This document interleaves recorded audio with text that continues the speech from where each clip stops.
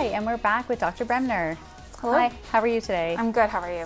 Good. Thanks again for joining us. We really appreciate it. No problem. So you're a physician here. What kind of physician are you? So I'm a family medicine physician. So I do outpatient medicine in the clinic, but also I share on a rotating schedule. I do hospital work, so I take care of patients that get admitted to hospital. So I do the admission, take care of them while they're here, try to get them better, and then get them to home or some alternative discharge planning. Wow, and here at Trenton Memorial Hospital. Yep. Wow, that's amazing.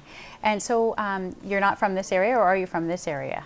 So I grew up north of Belleville. Okay. So going towards Tweed, Yeah. I grew up in Thomasburg. It's Yeah. this really small place that if you blink, you miss it. So I grew up going to school in this area, and then moved away for undergrad. Ended up moving to the Caribbean for 16 months for med school.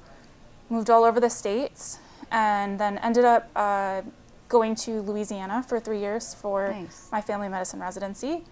And then I said, enough's enough, I need to come back home, amongst a whole bunch of other reasons. Awesome. So what drew you back to this area? Like, what was the deciding factor, and how were you connected to Docs by the Bay? Yeah. So I had heard about, I know growing up in this area how dire we need physicians.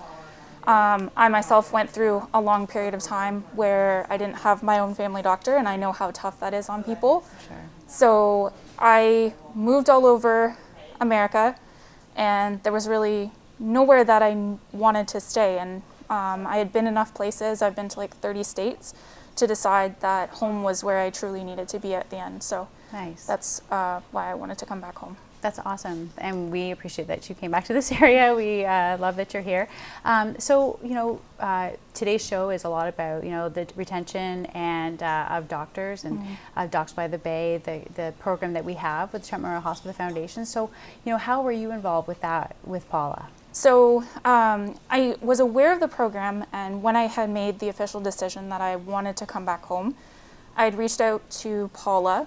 And she was super helpful in trying to support me in getting back. And then also, through the hospital as well, we have kind of like a recruitment and retention program as well. So Martha Farrell was really, really helpful as well in trying to advocate for me. There was some delays in paperwork and all that kind of stuff, but everyone was just really patient with me.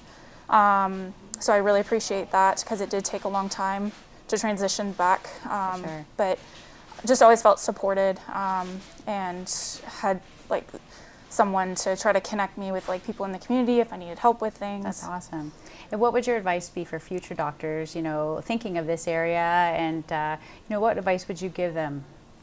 So I would say I'm a little biased because I'm from here, but there's lots of things to do in our community. It's really, really growing in the Quinte area. I can't get over the growth that Belleville has had in the past 10 years being gone. There's lots of activities to do here that people don't necessarily know about. Definitely. If you're an outdoorsy person, it's a great place to be. And we're on the water, so if you enjoy fishing, we have great golfing, all kinds of stuff. So Awesome. So how do you feel like the investment from the community affects the hospital, the work you do here?